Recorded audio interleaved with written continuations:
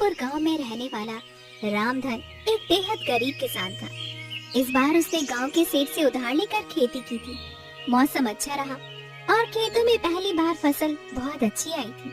पूरे परिवार में एक उम्मीद जाग उठी थी। देखो सुनीता, इस बार कितनी अच्छी फसल हुई है। भगवान ने हमारी सुन ली। लगता है अब बच्चों को भूखा नहीं सोना पड़ेगा। हाँ रामधन, इस बार मेहनत रंग लाई है। अब अगर फसल सही सलामत कट गई तो कुछ महीनों का चैन मिल जाएगा। पिताजी, क्या इस बार हम स्कूल जा पाएंगे? जरूर बेटा, अब तो तुझे अच्छे कपड़े और किताबें भी दिलवाऊंगा। पिताजी, मेरे लिए क्या लाओगे? बोलो ना पिताजी। तेरे लिए गुड़िया और नई चूड़ियाँ लाऊंगा। लेकिन शायद किस्मत को ये मुस्काने राज नहीं आई। शाम ढलते ही आसमान पर काले बादल घिर गए और तेज आंधी के साथ रामधन, जल्दी चलो, खेत में पानी भरने लगा है। हे भगवान, कहीं सब कुछ न बह जाए। रामधन भागकर खेत पहुंचा। वहाँ का दृश्य देखकर उसका दिल बैठ गया। खेत पूरा पानी में भर चुका था और सारी फसल भी डूब चुकी थी। अब क्या बचा भगवान, सब कुछ खत्म हो गया। मेरी मेहनत, मेरी उम्मीद सब बह गई। अब बच्चों को क्या खिलाएंगे जी? घर में तो एक मुट्ठी अनाज भी नहीं बचा है। अगले दिन सुबह रामधन सेठ हरिराम के पास गया, जिसके पास से उसने कर्जा लिया था। उसे उम्मीद थी कि शायद सेठ थोड़ा सा समय दे देगा। सेठ जी, बारिश में सब कुछ बर्बाद हो गया। थोड़ी मोहलत दे दीजिए। अगली बार फसल होगी तो सारा कर्ज चुका दूंगा। तुम्हें अब कोई मोहलत नहीं मिलेगी रामधन। कागज के हिसाब से अब वो जमीन मेरी है। सेठ जी, वो मेरी पुश्तैनी जमीन है। आप ऐसा मत करिए। मुझे कागज से मतलब है, भावना से नहीं। अब वो जमीन मेरे नाम है और तुम लोग तुरंत उसे खाली कर दो। रामधन की जमीन भी चली गई और उसके पास अब कुछ भी नहीं बचा था। उसके पास अब न तो खेत था, न पैसा और न ही कोई आसरा। सुनीता, अब इस गांव में हमारे लिए कुछ नहीं बचा। चलो जंगल की ओर चलते हैं, शायद वहाँ कहीं इससे छुपाने की जगह मिल जाए। ठीक है रामधन, अब जैसी तुम्हारी मर्जी। और इसी के साथ एक गरीब किसान अपने टूटे सपनों को समेटे अपने परिवार को लेकर निकल पड़ा, अनजाने अंधेरे की ओर। सेठ ने उन्हें जमीन से भी निकाल दिया था और अब उनके पास न घर का ठिकाना था, न ही खाने के लिए कुछ था। रामधन का परिवार एक बार फिर सड़क पर था। बारिश अब रुक चुकी थी, लेकिन उनके जीवन की बरसात थमने का नाम ही नहीं ले रही थी। चलो सुनीता, अब पीछे मत देखो। जो हो गया उसे सोचने से कुछ नहीं होगा। अब घर नहीं बचा सुनीता, बस जिम्मेदारी बची है इन बच्चों की। इन्हें भूखा नहीं सोने दूंगा, चाहे मुझे कुछ भी करना पड़े। पिताजी, अब हम कहाँ जाएंगे? बेटा, अभी हम एक जगह चल रहे हैं। वहाँ शायद कोई बूढ़े बाबा रहते हैं, जंगल के किनारे पर। सुना है वो अच्छे इंसान हैं। मुझे बहुत भूख लगी है बाबू, मुझे खाना चाहिए। थोड़ा और चल ले बेटा, वहाँ पहुँचते ही कुछ इंतजाम कर लेंगे। रामधन का परिवार गांव से बाहर निकलकर जंगल की ओर बढ़ गया। उन्हें दूर से ही एक टूटी हुई कुटिया दिखाई दी। पास जाने पर देखा वहाँ पर एक बूढ़ा साधु अपनी धुनी रमाए बैठा था। बाबा प्रणाम, हम लोग बहुत मुसीबत में हैं। हमारे पास अब कुछ भी नहीं बचा। बेटा, तुम्हारे चेहरे पर ईमानदारी दिख रही है। तुम चाहो तो इस कुटिया में रह सकते हो। कुछ ज्यादा नहीं है, लेकिन सिर छुपाने की जगह मिल जाएगी। आपका धन्यवाद बाबा, भगवान आपको सुख दे। अब वही टूटी कुटिया उनका नया ठिकाना बन गई थी। अगले दिन सुबह रामधन जंगल में लकड़ी काटने निकला, ताकि बाजार में उसे बेचकर कुछ पैसे मिल जाए। सुनीता, मैं जंगल जा रहा हूँ, लकड़ियाँ काट कर लाऊंगा। फिर उसे बेचकर कुछ सब्जी लाएंगे बच्चों के लिए। जल्दी लौट आना, खाना भी बनाना है और बच्चों को भी कुछ खिलाना है जी। रामधन दिन भर जंगल में पसीना बहाकर लकड़ियाँ काटता रहा और शाम होते ही उन्हें लेकर बाजार की ओर गया। वहाँ उसे बहुत कम पैसे मिले, पर उसने कुछ आलू, प्याज और थोड़ा सा आटा खरीद लिया। ये लो सुनीता, कुछ खाने का सामान लाया हूँ। कुछ खास तो नहीं है, लेकिन बच्चों का पेट तो भर जाएगा। तुमने इतना सब किया रामधन, अब तुम हाथ मुंह धोकर बैठो तो मैं तुम्हारे लिए भी रोटियां सेक देती हूँ। माँ, क्या आज गुड़ नहीं आया? आज नहीं बिटिया, लेकिन हम कल जरूर से गुड़ लेकर आ जाएंगे। रात को सभी ने सूखी रोटियों के साथ उबली सब्जी खाई और पहली बार किसी को भी कोई शिकायत नहीं थी। सबकी आंखों में थकान थी, लेकिन उस थकान में भी एक उम्मीद छिपी थी। अब हर दिन ऐसा ही होगा। मैं मेहनत करूंगा और हम सब मिलकर आगे बढ़ेंगे। हमारे पास कुछ भी नहीं है, लेकिन हम एक साथ हैं, यही सबसे बड़ी बात है। कठिनाइयों का पहाड़ उनके सामने खड़ा था, लेकिन रामधन ने हार नहीं मानी। उसका सफर अभी लंबा था, लेकिन उसका इरादा सटीक था। रामधन अब रोज जंगल जाकर लकड़ियां काटता और शाम तक उसे बाजार में बेचकर जो भी मिलता उससे राशन लाता। बच्चों की आंखों में अभी भूख दिखती थी, लेकिन वो अब शिकायत नहीं करते थे। परिवार के लिए संघर्ष अब उनकी आदत बन गई थी। सुनिए जी, जल्दी लौट आइएगा, कल बहुत देर हो गई थी और बिटिया आपके बिना ही सो गई थी। हाँ सुनीता, जल्दी लौटूंगा। आज थोड़ी ज्यादा लकड़ियाँ लाऊंगा ताकि कुछ पैसे ज्यादा मिल जाएं। पिताजी, आज क्या गुड़ भी लाएंगे? जरूर बेटा, इस बार तेरे लिए गुड़ भी और माँ के लिए एक साड़ी का सपना भी लेकर आऊंगा। और मेरे लिए चूड़ियाँ। तुम्हारे लिए सबसे सुंदर चूड़ियाँ बेटिया, बस भगवान थोड़ा साथ दे। रामधन मुस्कुराते हुए जंगल की ओर निकल पड़ा, लेकिन आज वो हर रोज से थोड़ा आगे निकल गया। वो सोच रहा था कि जितना ज्यादा लकड़ी मिलेगा उतना ज्यादा ही अच्छा होगा। आज ज्यादा लकड़ी चाहिए, ज्यादा लकड़ी मतलब ज्यादा पैसा मतलब सबके चेहरे पर खुशी। पेड़ों की गहराइयों में वो इतना आगे निकल गया कि उसे पता ही नहीं चला कि वो कहाँ पहुँच गया है। दूर तक सिर्फ जंगल ही जंगल था। वहाँ पर कोई रास्ता दिखाई नहीं दे रहा था, न ही कोई आवाज थी। अरे, ये कौन सी जगह है? ये रास्ता तो रोज वाला नहीं लगता है कहीं गलत दिशा में आ गया। वो इधर उधर देखने लगा, लेकिन उसे कोई दिशा समझ नहीं आ रही थी। आसमान में बादल घिरने लगे थे और हल्की सी बारिश भी शुरू हो गई थी। हे भगवान, अब क्या करूं? जिस दिशा से आया था वो भी भूल गया। अब कोई रास्ता नहीं सूझ रहा। उधर झोपड़ी में सुनीता बार बार जंगल की ओर देख रही थी। सूरज ढल चुका था, लेकिन रामधन नहीं लौटा। आज बहुत देर हो गई है। अब तक तो वो रोज लौट आते हैं, आज इतनी देर क्यों हो गई है? माँ, पिताजी को कुछ हो तो नहीं गया? ऐसा मत बोल बेटा, वो ठीक होंगे, बस शायद ज्यादा दूर तक निकल गए होंगे। मुझे डर लग रहा है माँ। उधर रामधन थक कर एक पत्थर पर बैठ गया। उसकी आंखें नम हो गई, लेकिन फिर उसने हिम्मत जुटाई और आगे बढ़ा। तभी एक छोटी सी रोशनी दिखाई दी। वो क्या है? वहाँ कोई घर जैसा दिख रहा है या फिर कोई आग जला रहा है। चलो देखता हूँ। वो उस रोशनी की ओर बढ़ा और उसे एक अजीब सी गुफा दिखाई दी, जिसमें से पीली सी चमक आ रही थी। वो थोड़ा घबराया, लेकिन फिर अंदर गया। ये कैसी जगह है? सब कुछ सुनसान है, लेकिन यहाँ रोशनी कैसी? गुफा के अंदर वो जैसे ही आगे बढ़ा, उसे सामने एक अलग ही दुनिया दिखाई दी। वो एक गांव जैसा था, लेकिन वहाँ कोई इंसान नहीं था। पूरा गांव सोने के जैसा चमक रहा था। ये तो कोई सपना लग रहा है, मगर मैं तो जाग रहा हूँ। फिर ये क्या है? अचानक दो सिपाही आए और रामधन से बोले, तुम कौन हो और यहाँ कैसे आए? मेरा नाम रामधन है। मैं गरीब किसान हूँ, रास्ता भटक गया हूँ। राजा के पास चलो, वो तुमसे मिलना चाहते हैं। रामधन डरते हुए उनके साथ महल की ओर चल पड़ा। उसे समझ नहीं आ रहा था कि अब उसके साथ क्या होने वाला है। रामधन डर और हैरानी के बीच आगे बढ़ रहा था। सोने जैसे इस गांव में कोई आदमी दिखाई नहीं दे रहा था, लेकिन ये जगह किसी सपने जैसी लग रही थी। मैं कहीं सपना तो नहीं देख रहा हूँ। सब कुछ इतना चमकदार कैसे है?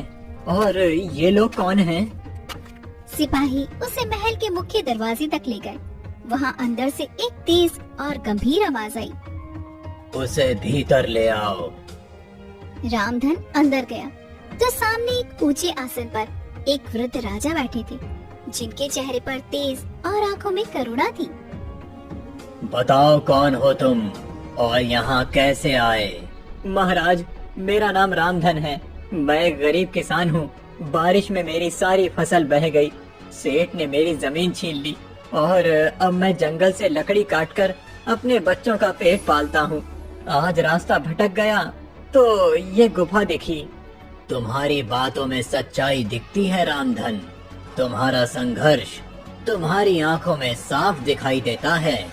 महाराज, हम तो बस 2 रोटी के लिए मेहनत करते हैं। हम गरीबों का तो कोई सहारा नहीं होता। तुम जैसे लोग ही असली राजा होते हैं रामधन, जो बिना शिकायत के परिवार को बचाने के लिए लड़ते हैं। राजा ने पास खड़े सिपाही को इशारा किया और एक छोटी सी तिजोरी मंगवाई। रामधन, ये लो कुछ सोने के सिक्के। इन्हें अपने पास रख लो और अपने घर जाओ। अपने बच्चों के लिए कुछ खाना और कपड़े लाओ और एक नई शुरुआत करो। महाराज, मैं ये नहीं ले सकता। हम गरीब हैं लेकिन मेहनती हैं। ये मेहनत का ही इनाम है। अगर ये तुम जैसे ईमानदार आदमी को नहीं दूंगा तो किसे दूंगा? रामधन की आंखों में आंसू आ गए। वो झुककर राजा के चरणों में गया। आपने तो जैसे मेरी जिंदगी बदल दी महाराज। अब मैं अपने बच्चों को भूखा नहीं रखूंगा। जाओ रामधन, लेकिन याद रखना, ये गांव सिर्फ उन्हीं को दिखाई देता है जो सच्चे दिल से मेहनत करता है और अपने स्वार्थ से ऊपर होते हैं। अगली सुबह रामधन इन सिक्कों को लेकर बाजार में गया। वहाँ से उसने खूब सारा राशन लिया, बच्चों के लिए नए कपड़े खरीदे और सुनीता के लिए एक रंगीन साड़ी खरीदी। आज दिल से सुकून मिला सुनीता। बच्चों के चेहरे पर जो मुस्कान देखी है वो सब कुछ भूल जाने जैसी है।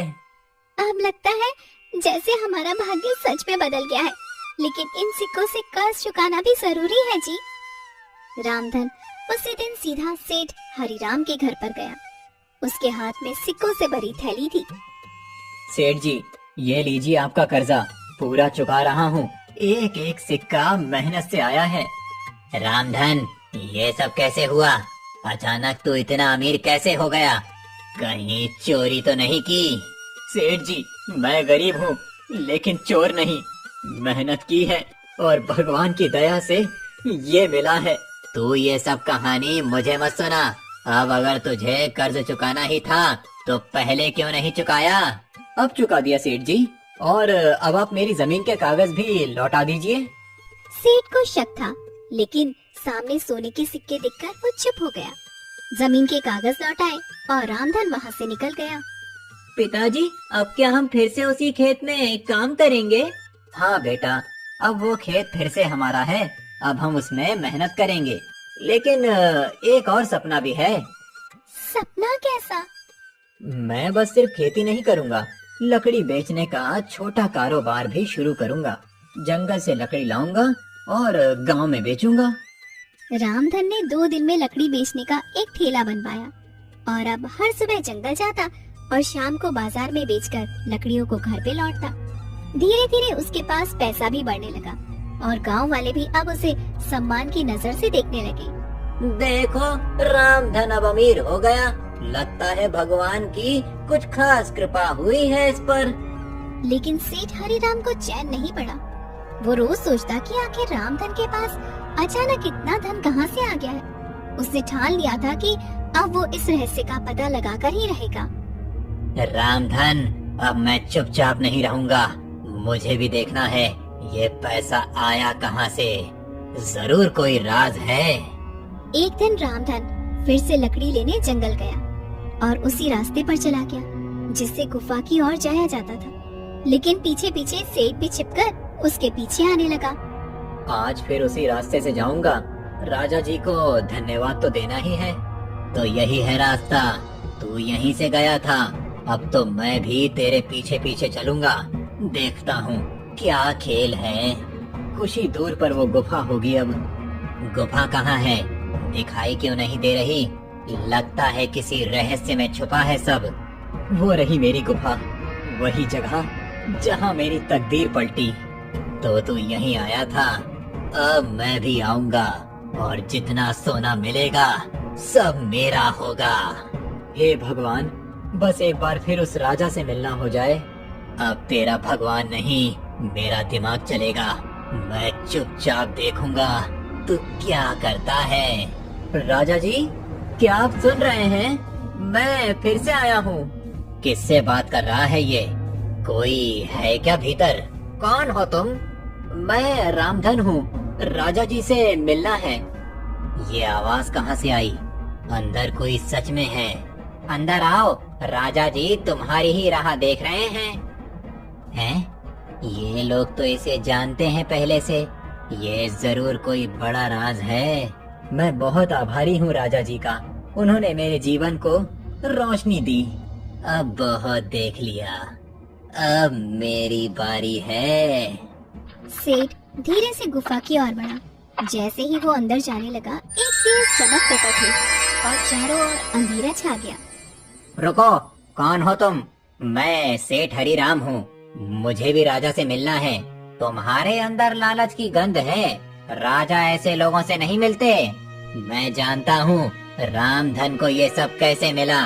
उसे उसकी ईमानदारी ने दिया और तुम्हें तुम्हारा लालच यहाँ से दूर ले जाएगा। नहीं, मैं भी वही चाहता हूँ जो उसे मिला। तुमने गरीबों की जमीन छीनी और अब उसे भी छीनना चाहते हो। ये जगह तुम्हारे लिए नहीं है। राजा के आदेश पर तुम्हें बंदी बनाया जाता है। नहीं, ये अन्याय है। मैं कुछ नहीं कर रहा था। तुम्हारी सजा तुम्हारे कर्मों से तय हुई है। सेठ को सैनिक पकड़कर अंधेरे में ले गए और गुफा फिर से शांत हो गई। राजा जी, आपने इंसाफ किया। वो आदमी दूसरों की तकदीर चुराता था और तुम दूसरों के लिए मेहनत करते हो। जाओ रामधन, अब तुम अपने जीवन में हमेशा सुरक्षित रहोगे। धन्यवाद राजा जी, मैं कभी आपके विश्वास को नहीं तोड़ूंगा। रामधन गुफा से बाहर निकला और अब उसके चेहरे पर संतोष था, लेकिन साथ ही मन में एक सवाल भी था। क्या ये रहस्य कभी किसी और को भी दिखेगा या सिर्फ उन्हीं को जिनका दिल सच्चा होता है? अब रामधन के पास सब कुछ था, लेकिन वो फिर भी उसी सादगी से जीता रहा। आज सब कुछ साफ हो गया। सेठ का लालच उसका अंत बना और ईमानदारी मेरी ताकत। तुम आज जल्दी लौट आए जी, सब ठीक तो है ना? सब ठीक है सुनीता, अब कोई डर नहीं रहा। राजा जी ने सब देख लिया और न्याय भी दिया। पिताजी, सेठ कहाँ गया? अब जहाँ ऐसे लोगों को जाना चाहिए वहाँ गया बेटा। आप क्या करने का सोच रहे हो आप? अब गांव में छोटा सा व्यापार शुरू करूँगा। लकड़ी और कोयले का एक गोदाम खोलूंगा और गांव के लोगों को भी काम दूंगा। अगले दिन से रामधन ने एक छोटी सी दुकान किराए पर ले ली। कुछ लकड़ियां जंगल से लाकर वहाँ पर बेचना शुरू किया। लोगों को अच्छा सामान मिला और रामधन को मेहनत की इज्जत मिलने लगी। रामधन भाई, तुम्हारा माल तो बढ़िया होता है। अब हमें बाहर नहीं जाना पड़ता और भाव भी ठीक देते हो, दिल से व्यापार करते हो। हम तो सबके हैं भाई। जब हम भूखे थे तब भी गांव हमारे साथ था। अब हम थोड़ा कुछ कर सकें तो वही सबसे बड़ी बात है। गांव में अब लोग रामधन को सम्मान से देखने लगे। जो कभी सबसे नीचे था, अब सबसे ऊपर बैठा करता था, लेकिन फिर भी जमीन से जुड़ा हुआ था। तुमने सब कुछ सच में संभाल लिया रामधन, मैं बहुत खुश हूँ तुम्हारे लिए। नहीं सुनीता, भगवान ने हम पर भरोसा किया और हमने उस भरोसे को निभा दिया।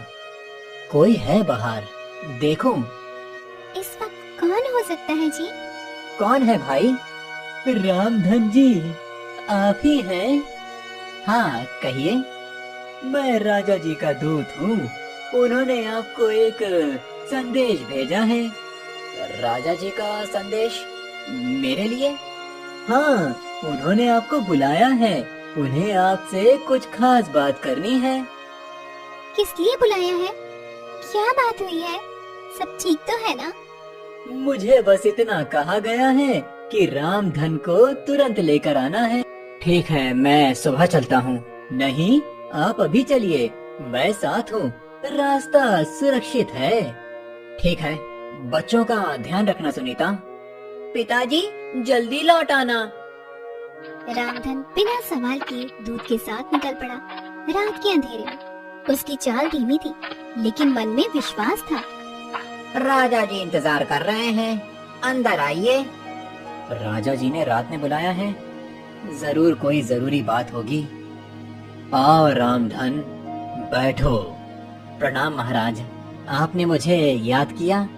रामधन, हम कई दिनों से देख रहे हैं, तुमने जिस तरह से जिंदगी को फिर से खड़ा किया है वो बहुत प्रेरणादायक है। महाराज, आपने जिस दिन मदद की उसी दिन मेरी किस्मत बदली। हमारे पास अब ज्यादा उम्र नहीं बची और कोई वारिस भी नहीं है। हम चाहते हैं कि तुम हमारे उत्तराधिकारी बनो। मैं राजगद्दी पर बैठूं? ये कैसे संभव है? हमने तुम्हारे व्यवहार, ईमानदारी और परिश्रम को परखा है और यही गुण एक सच्चे राजा में होने चाहिए। मुझे सोचने का समय दीजिए महाराज।